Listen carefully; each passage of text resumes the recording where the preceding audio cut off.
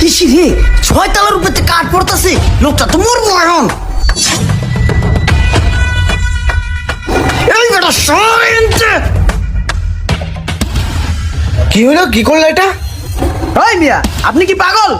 আপনার জীবন বাঁচাইছি, আপনি কনস্ট্রাকশনের সাইডে দাঁড়িয়ে কথা কইতাছেন।